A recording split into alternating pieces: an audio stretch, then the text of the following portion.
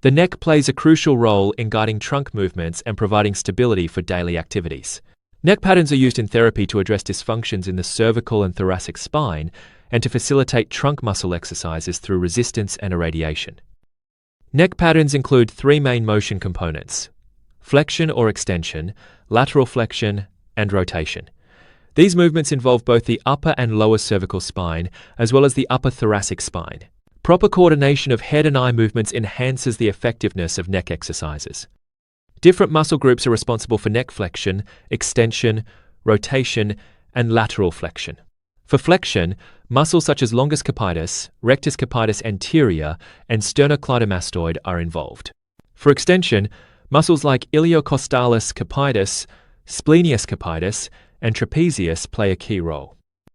Proper positioning of both patient and therapist is essential for effective neck pattern exercises. Sitting is a functional position for neck motion and stability. The therapist should align their body and hands with the diagonal motion, using grips on the chin and head to control movement and provide resistance. To perform neck flexion to the left, the patient sits while the therapist stands behind and to the right.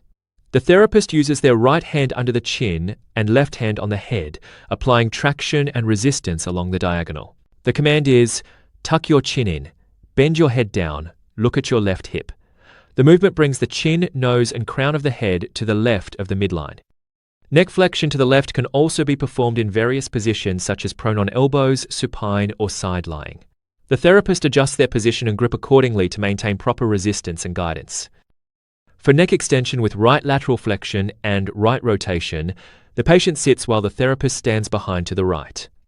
The right thumb is placed on the chin, left hand on the head. The command is, lift your chin, lift your head, look up. The movement brings the chin, nose, and crown of the head to the right of the midline. Caution, avoid excessive mid-cervical extension. When the neck is strong and pain-free, it can be used as a handle to exercise trunk muscles.